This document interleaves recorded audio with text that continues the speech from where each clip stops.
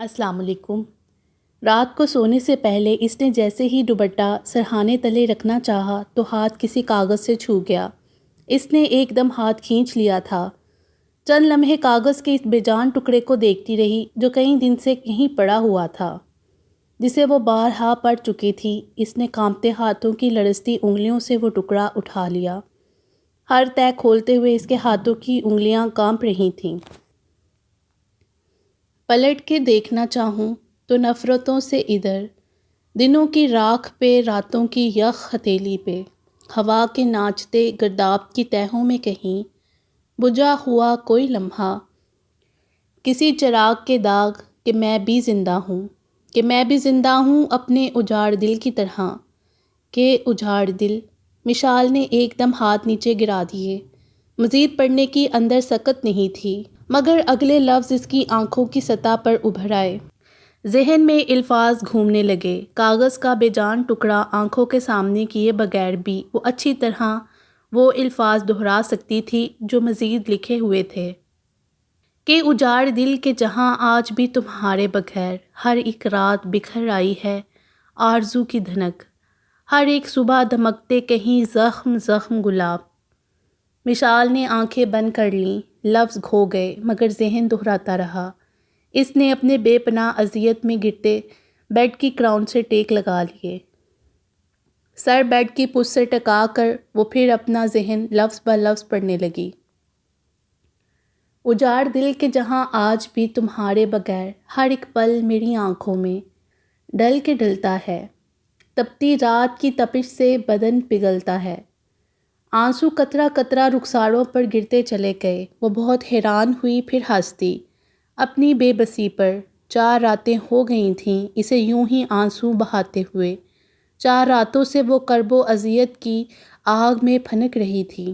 اس نے بہت آہستگی سے اپنے آنسو اپنے ہاتھ پر ٹھہرا لیے۔ گدلے موتی کمرے میں روشن بلب کی زرد روشنی میں سونے کی طرح چمک رہے تھے۔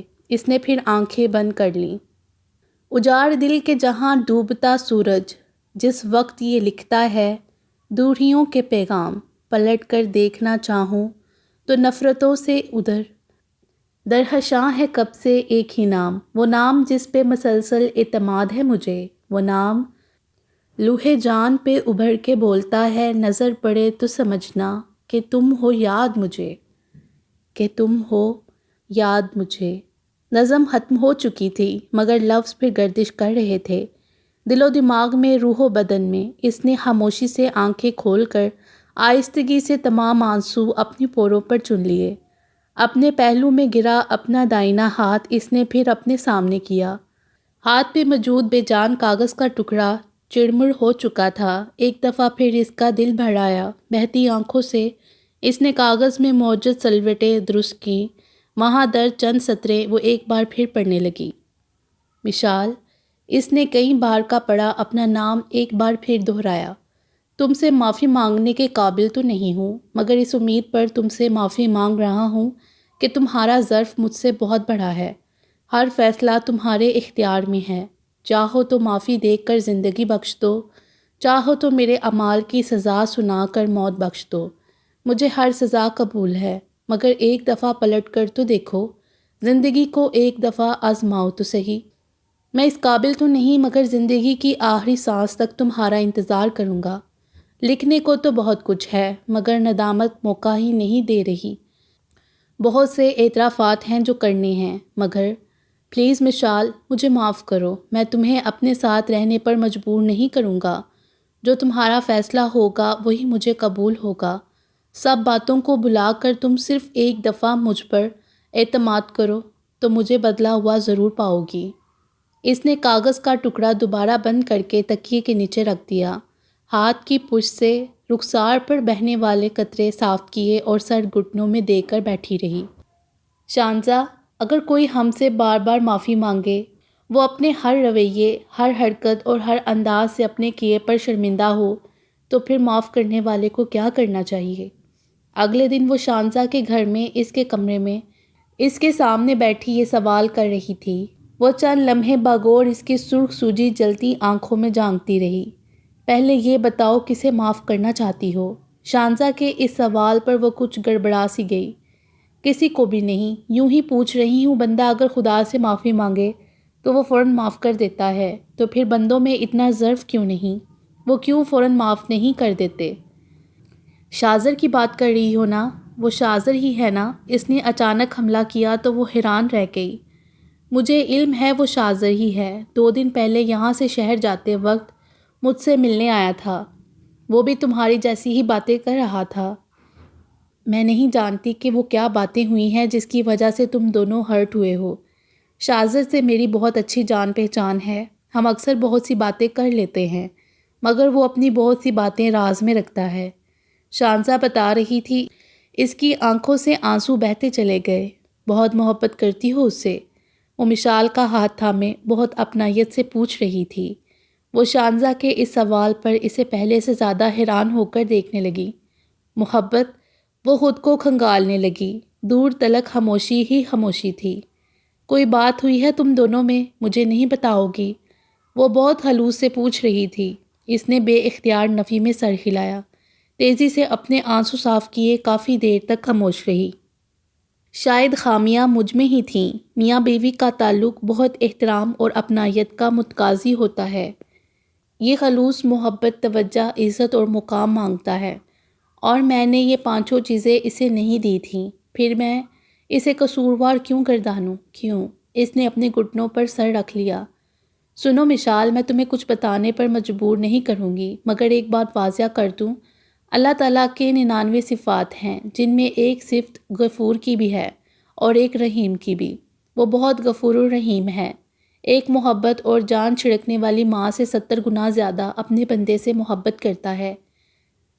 زندگی میں چھوٹی موٹی آزمائشیں آتی رہتی ہیں تاکہ ہم اس آزمائش کی بٹی سے پگھل پگھل کر کندن ہو جائیں۔ خالص مومن اللہ کو پسند ہیں، اسی لیے ایک منافق کے لیے دوزخ ہے۔ وہ خالص مومن جو اللہ کو پسند ہوتے ہیں، ان کے لیے دنیا میں بھی سرخ روئی اور آخرت میں بھی کامیابی ہے۔ اللہ اپنے ان بندوں کو پسند کرتا ہے جو اپنے اندر اللہ کی صفات پیدا کریں۔ خدا کے مقابلے میں اللہ کے نام میں بہت وسعت ہے۔ تم معاف کرنے کی بات کرتی ہو تو سوچو کسے معاف کرنا چاہتی ہو، کیوں کرنا چاہتی ہو، کیا وجہ تھی معاف کرنے کی، اور انسان کا اپنا اس میں کتنا قصور ہے۔ باقی کے سارے سوال خود حل ہو جاتے ہیں، بس پہلے 4 سوال حل کرنے کی دیر ہے۔ اللہ کے حضور معافی مانگیں تو وہ یہ سب نہیں دیکھتا، اس کی تو صفات ہی یہی ہیں۔ وہ بس اپنے بندے کو روتے گڑ گڑاتے دیکھتا ہے، اسے رحم آ جاتا ہے اور وہ اسے بخش دیتا ہے۔ شانزا، معاف کرنے کا مجھ میں حوصلہ ہے، میں معاف بھی کرنا چاہتی ہوں، مگر مجھے سکون نہیں مل رہا، جیسے کوئی میرے دل کو کھینچ رہا ہے۔ میری وہی کیفیت ہو گئی ہے جو برسوں سے تھی، مگر درمیان میں 2 ماہ میں بہت پرسکون ہو گئی تھی۔ ہر احساس سے ہٹ کر صرف اللہ یاد تھا مجھے، مگر اب کسی اور کی بھی یاد آتی ہے مجھے، کئی اور احساس بھی رلاتے ہیں۔ شاذر کے یہاں آنے سے پہلے میں مطمئن ہو گئی تھی، مگر اب پھر پہلے جیسی ہوتی جا رہی ہوں۔ ایک بات کہوں مشال، شاذر کے پاس چلی جاؤ، خود بخود پرسکون ہو جاؤ گی۔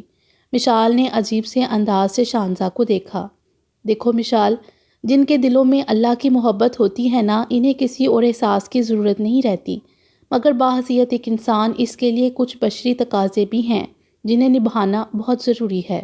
اللہ اپنے حقوق تو معاف کر دیتا ہے، مگر بندوں کے حقوق اس وقت تک معاف نہیں کرتا جب تک بندے معاف نہ کریں۔ اسلام صرف وہ واحد مذہب ہے جو رہبانیت کی اجازت نہیں دیتا، دنیا ترک کرنے سے منع کرتا ہے، کیونکہ اسی میں فلاح ہے، اسی میں بھلائی ہے۔ بحیثیت ایک مسلمان اس پر واجب ہے کہ اپنے فرائض کا خیال رکھے اور حقوق کا بھی۔ یہ دنیا لو اور دو کے اصول پر قائم ہے۔ سچائی اور راستی، ایمانداری، نیک نیتی جیسے جذبے زندگی کو پرسکون بنا دیتے ہیں۔ ایک ازواجی زندگی میں بھی یہ سب بہت اہمیت رکھتے ہیں۔ محبت کا جذبہ ان سب پر حاوی ہے، مگر محبت اللہ سے بھی ہو سکتی ہے اور اس کے بندوں سے بھی۔ خوش قسمت ہے وہ انسان جس نے اعتدال کی راہ اختیار کی، صبر و شکر، عاجز و انکساری اور محبت میں۔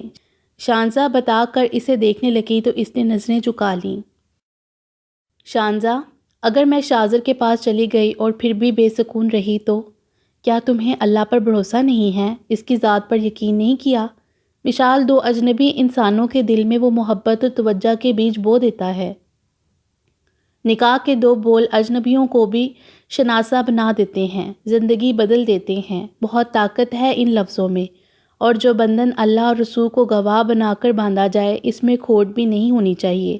اللہ خالص بندوں کو پسند کرتا ہے، یہ بندھن بھی خالص ہو تو مضبوط ہوتا ہے۔ ہوس کی اس میں گنجائش نہیں۔ بشری تقاضے اہمیت رکھتے ہیں۔ نکاح کے دو بولوں سے زندگی کچھ بھی رہی ہو سراپا محبت بن جاتی ہے۔ فریقین کے دل میں احساس کا جذبہ خود بخود امڑتا چلا آتا ہے۔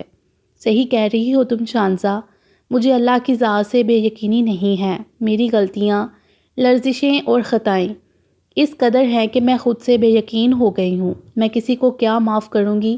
میں تو خود معافی کی طلبگار ہوں۔ اپنی اصلاح کرو مشال، خود سے بے یقین وہ ہوتا ہے جسے اللہ پر بھروسہ نہ ہو۔ اللہ کی ذات ہی بھروسے اور یقین کل ہے۔ اپنی ساری سوچیں، سارے ارادے اس کے حوالے کر دو، خود مطمئن ہو جاؤ۔ وہ اپنے در پر دستک دینے والوں کی ضرور یاوری کرتا ہے۔ اچھا بتاؤ، نماز اور قرآن باقاعدگی سے پڑھتی ہو نا؟ شانزا نے پوچھا تو اس نے سر ہلا دیا۔ اچھی بات ہے، نماز اور قرآن سے طریق دل روشن ہو جاتے ہیں۔ ان کو اپنی زندگی کا سب سے بڑا نصب العین بنا لو۔ استغفر اللہ کا ورد کرتی رہا کرو بکثرت، انشاءاللہ یہ جو بے سکونی ہے یہ بھی ختم ہو جائے گی۔ تمہارا دل خود بخود ٹھہرتا جائے گا۔ میری مانو تو شاذر کے پاس چلی جاؤ، اسی میں فلاح ہے۔ یوں بھی شادی کے بعد عورت کو شوہر کے ساتھ ہی رہنا چاہیے، اسی میں سکون ہے۔ وہ شانزا کے مطمئن چہرے کو دیکھتی رہی۔ شانزا اسے مزید کچھ سمجھا رہی تھی، بہت سی باتیں، بہت سے حقوق، بہت سے فرائض، بہت سی اخلاقیات، بہت سی امانیات جن کے متعلق پہلے اس نے صرف کتابوں میں پڑھا تھا، عمل نہیں کیا تھا، جو پہلے اس کے پلے نہیں پڑتی تھیں۔ وہ باتیں ایمان کے موتی اس کے دل کو منور کر رہے تھے، اور پھر جب وہ اس کے پاس سے اٹھی تو کافی مطمئن و پرسکون ہو چکی تھی، یوں جیسے کبھی کہیں بے سکونی تھی ہی نہیں۔ رمضان شروع ہو چکا تھا، ہر کوئی بہت خشوع و خضوع سے روزے رکھ رہا تھا۔ تلاوت قرآن پاک کی سحر انگیز آوازیں صبح سے شام تک جاری رہتی تھیں۔ وہ بھی اپنے اندر ہر دم رہنے والے سناٹوں اور حالی پن سے بھاگ کر عبادت میں مشغول ہو گئی۔ پھر اس کا دل جو پہلے ہی پرسکون ہو چکا تھا خود بخود ٹھہرتا چلا گیا۔ علیشہ عید کی تیاریوں سے زیادہ اپنی شادی کی تیاریوں میں مگن تھی۔ عبیشہ اس کی مدد کر رہی تھی۔ بابی ملازموں کے ساتھ مل کر صبح سحری تیار کرواتی، درمیان میں کچھ وقت آرام کرتی، دوپہر کے بعد وہ پھر افطاری کی تیاریوں میں مصروف ہو جاتی۔ بڑی امی، اماں اور چچی زینب علیشہ کے جہیز کی تیاریوں میں لگی ہوئی تھیں۔ جیسے ہی پہلا عشرہ گزرا، علیشہ شامیر سے لاہور لے جانے کی ضد کرنے لگی۔ اسے اپنے لیے جہیز کی کچھ کپڑے اور دیگر ضروری اشیاء خریدنا تھیں۔ شامیر روز اسے آج کل لے جانے کے وعدے پر ٹال رہا تھا، مگر اس کی آج کل آ ہی نہیں رہی تھی۔ 15ویں روزے کے بعد تو بڑی امی نے سختی سے شامیر کو علیشہ اور نیشا کو شہر لے جانے کی تاکید کر دی۔ عبیشہ تو ویسے ہی علیشہ کے ساتھ جا رہی تھی۔ دونوں کو تیار دیکھ کر بھابھی کو بھی اپنی شاپنگ یاد آ گئی، سو وہ بھی ساتھ جانے کو تیار ہو گئیں۔ ان تینوں کو جاتا دیکھ کر بڑی امی اور ماما کو مشال کا بھی خیال آیا، جس نے ابھی تک عید کے نام پر کوئی تیاری نہیں کی تھی اور نہ ہی اسے کوئی پرواہ تھی۔ وہ ابھی ان کے ساتھ لاہور جانا نہیں چاہتی تھی، مگر ان سب کے سامنے اس کی ایک نہیں چلی تھی، سو اسے مجبوراً باقی چاروں کے ساتھ لاہور آنے کے لیے تیار ہونا پڑا۔ سارا راستہ وہ خاموش رہی۔ شہر آ کر تینوں بھابھی سمیت چیزیں خریدنے میں لگی رہیں، جبکہ شاپنگ سینٹر میں اس قدر رش تھا کہ اس کا اپنا دل بہت گھبرا رہا تھا۔ بس نہیں چل رہا تھا کہ وہ اس پرہجوم جگہ سے بھاگ کر کسی پرسکون جگہ میں پناہ لے لے۔ سب نے اسے کچھ نہ کچھ خریدنے کو کہا، مگر وہ انکار کیے زیادہ تر وقت گاڑی میں ہی بیٹھی رہی تھی۔ سب شاپنگ کرتی رہیں، البتہ عبیشہ نے اس کے لیے 2 سوٹ خریدے تھے۔ سب کا ارادہ رات شاذر کی رہائش پر ہی گزارنے کا تھا۔ وہ بھی ان سب کی متفقہ رائے پر سر جھکانے پر مجبور تھی۔ روزہ افطار ہونے سے پہلے وہ سب وہاں پہنچے تھے۔ اماں حسب عادت اپنی من پسند جگہ کچن میں موجود تھیں اور شاذر لاؤنج میں صوفے پر لیٹا ہوا تھا۔ وہ لوگ جیسے ہی اندر داخل ہوئے وہ حیران ہو کر سب کو دیکھنے لگا۔ السلام علیکم، خیریت؟ تم سب لوگ کیسے میرے غریب خانے کا راستہ بھول کر آ گئے؟ وہ کب سے سب کو لاہور آنے کی دعوت دے چکا تھا، مگر آج سب کو دیکھ کر حیران اور خوش ہوا۔ دیکھ لیں آج آ ہی گئے ہیں۔ میرا شاپنگ کا پروگرام تھا، سوچا کیوں نہ لاہور سے کی جائے، اسی لیے آج ہم سب آپ کو یہاں نظر آ رہے ہیں۔ علیشہ سلام کر کے وضاحت کرنے لگی تو اس نے مسکرا کر اس کی وضاحت قبول کی۔ سب کو بیٹھنے کا کہہ کر وہ مشال کو دیکھنے لگا جو سر جھکائے بالکل چپ چاپ بیٹھ گئی تھی۔ اماں کو مہمانوں کی خبر ہو گئی تھی، وہ بھی بھاگی آئیں۔ سب سے مل کر انہوں نے مشال کو گلے لگا لیا۔ در حقیقت انہیں مشال کے آنے کی توقع نہیں تھی۔ وہ اور شاذر دونوں اسے دیکھ کر ایک دم خوش ہوئے تھے۔ ایک بوجھ جو دل پر پڑا ہوا تھا اسے دیکھ کر سرک گیا۔ وہاں جا کر بالکل بھول بھال ہی گئیں۔ اتنا بھی نہیں یاد تھا کہ یہاں بھی کوئی ماں ہے جو تمہیں دن میں 100 مرتبہ یاد کرتی ہے۔ سارا اماں اس کی پیشانی چوم کر شکوہ کر رہی تھیں۔ وہ شرمندہ سی نظریں جھکا گئی۔ یاد تو اسے بھی بہت آتی تھی مگر وہ کیا کہتی۔ رات کو عشاء کی نماز ادا کر کے وہ سب لاؤنج میں آ گئے۔ شاذر اور شامیر بھی نماز ادا کر کے آ چکے تھے۔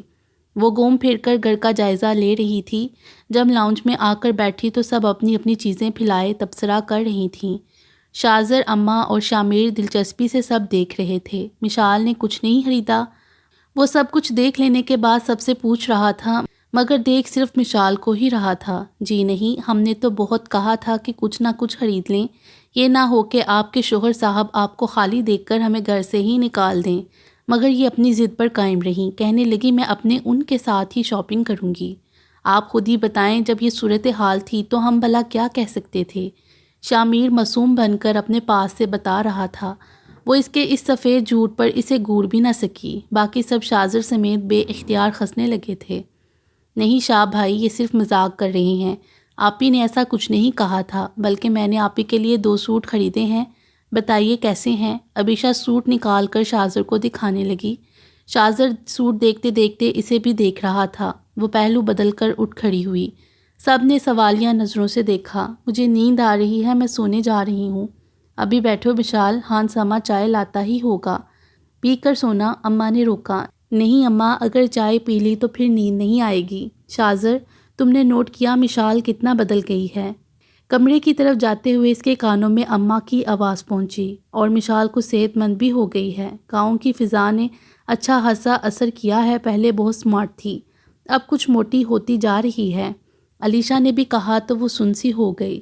پہلی دفعہ حویلی کے کسی فرد نے یہ بات کہی تھی۔ وہ فوراً کمرے میں گھس گئی۔ سب کو اس حویلی میں نئے پھولوں کے کھلنے کا کتنا انتظار تھا۔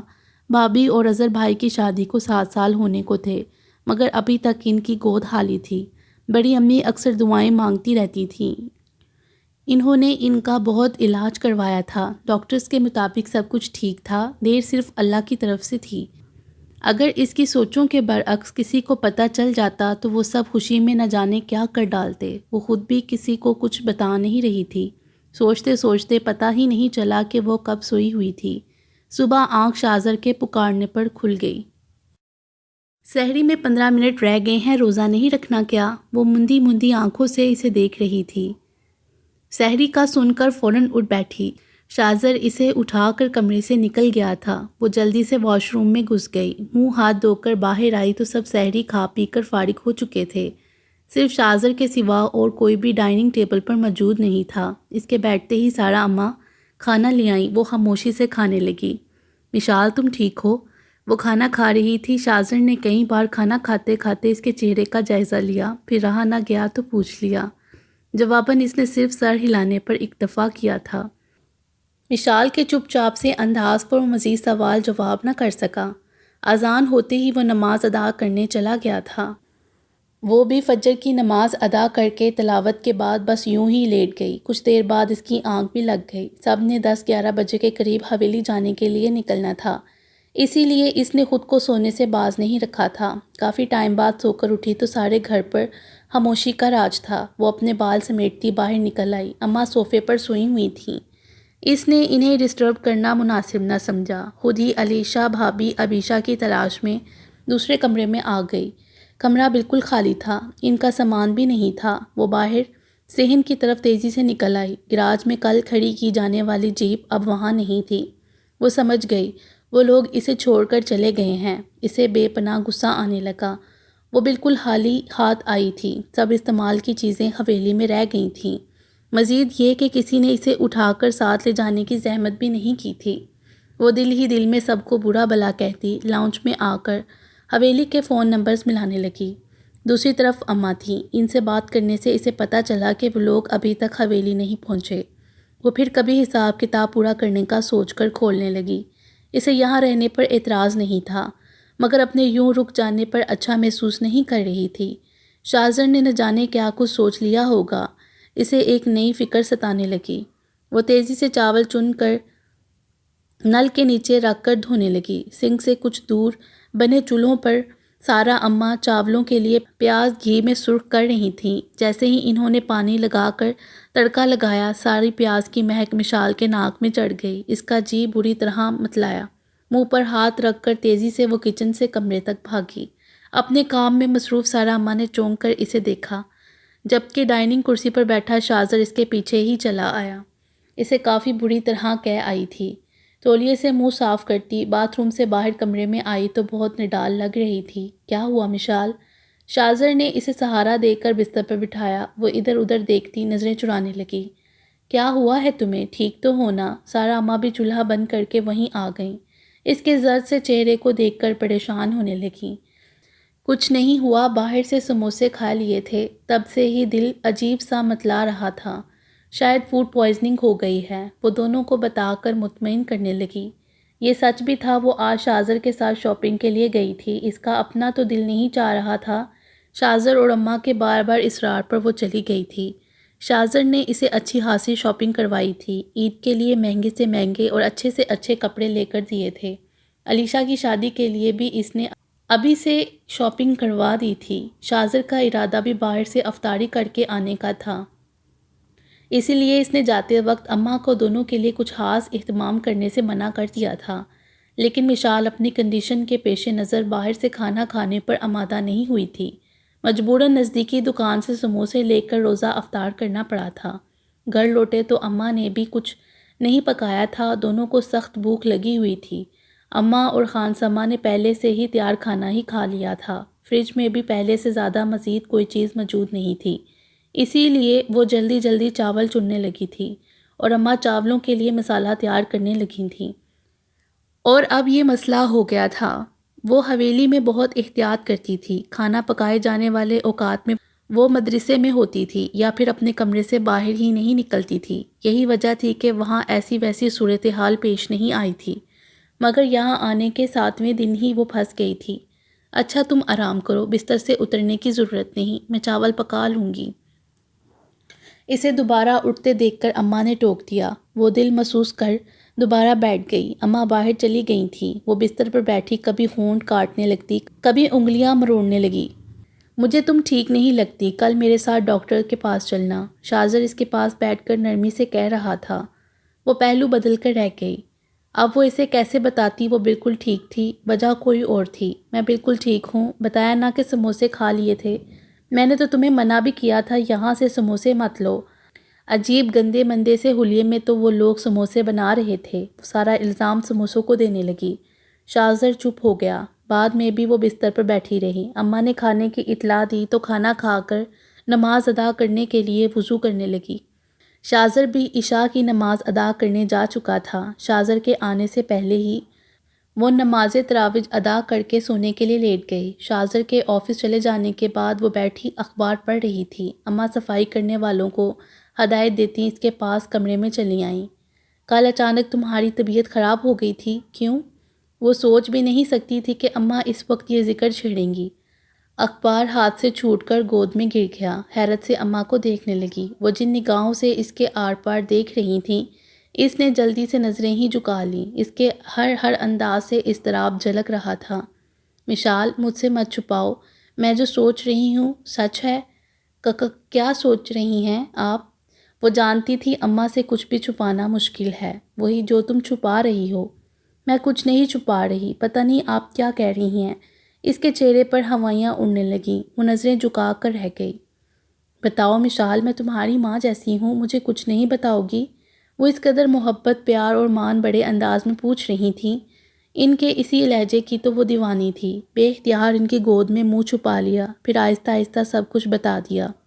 وہ سن کر بے اختیار خوش ہوئیں، بار بار اس کے ہاتھ اور پیشانی چوم رہی تھیں۔ اللہ تیرا شکر ہے، اتنی بڑی خوشی تو نے مشال ہم سے چھپائے رکھی، ہم تو ترس گئے تھے یہ سب سننے کو، دعائیں مانگ مانگ کر نا امید ہو چکے تھے، سونے اللہ نے ہماری دعائیں سن لیں، اب حویلی کی بنیادیں ایک بار پھر نئے سرے سے پختہ ہوں گی، نئے پھول کھلیں گے۔ وہ بہت خوش ہو رہی تھیں۔ وہ جنپا سرخ چہرہ جھکائے بیٹھی رہی۔ تم نے مشال کیوں چھپایا ہم سے، بتایا کیوں نہیں؟ اور شاذر کو بھی علم ہے یا نہیں؟ وہ اس کے جھکے جھکے سر کو دیکھ کر کچھ ہفا ہفا سے انداز میں پوچھنے لگیں۔ نہیں، صرف آپ کو بتایا ہے، اور پلیز آپ شاذر سے کچھ نہیں کہیں گی۔ وہ عاجزی سے اماں کا ہاتھ تھام کر بولی تو وہ حیران ہوئیں۔ پاگل ہو تم، یہ کیسے ہو سکتا ہے؟ شاذر کو سب سے پہلے پتہ ہونا چاہیے۔ دیکھو مشال، ناراضگی، غصہ اور جذباتیت سب ایک طرف، تمہیں شاذر کو یہ ضرور بتانا چاہیے تھا۔ اماں جی بتا دوں گی، ناراض کیوں ہوتی ہیں؟ بس آپ وعدہ کریں آپ ابھی اس سے کچھ نہیں کہیں گی۔ آپ نہیں جانتی اس خوشی نے مجھے کیا سے کیا بنا دیا ہے۔ میں نے زندگی کا اصل مفہوم جانا ہے۔ میں جو شاذر سے طلاق لینے والی تھی، مگر اس خوشخبری نے میری تباہی کی طرف بڑے قدم روک دیے، اور پھر میں نے اپنا فیصلہ بدل لیا۔ اماں خاموش رہیں۔ ان کے نزدیک یہ بچوں والی خواہش سوائے جذباتیت کے اور کچھ نہیں تھی۔ آنکھ کھلتے ہی وہ پہلی نظر ڈال کر صورتحال کا کچھ اندازہ نہ کر سکی۔ کمرہ روشن تھا، مگر روشنی بہت زیادہ نہیں تھی۔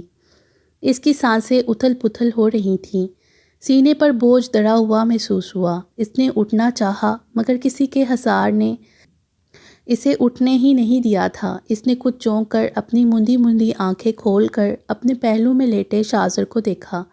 وہ اس کی طرف چہرہ کیے کروٹ کے بل دنیا مافیا سے بے خبر سو رہا تھا۔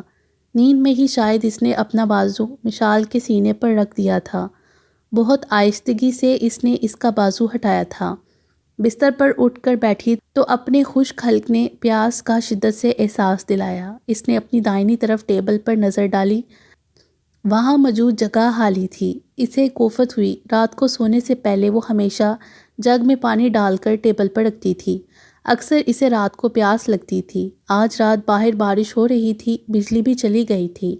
سردی اور کچھ بارش کے خراب موسم نے اسے بستر میں دبک کر سو جانے پر مجبور کر دیا تھا۔ بہت آہستگی سے کمبل ہٹاتے ہوئے وہ اٹھ کھڑی ہوئی، گلاس لے کر واش روم میں گھس گئی۔ پانی پی کر لوٹی تو سیدھی نظر وال کلاک پر جا پڑی۔ ابھی رات کے 2:30 بجے تھے۔ اس نے آگے بڑھ کر وائٹ لائٹ روشن کی۔ کمرہ ایک دم زرد سی سفید روشنی میں نہا گیا۔ اس نے اپنے اوپر ایک ناقدرانہ سی نگاہ ڈالی۔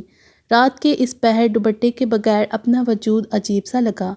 دوپٹہ اوڑھنے کی عادت اس قدر پختہ ہو گئی تھی کہ اب کبھی دوپٹہ کندھے سے ڈھلک جاتا یا خود ہی لینا بھول جاتی تو اسے عجیب سا لگتا تھا۔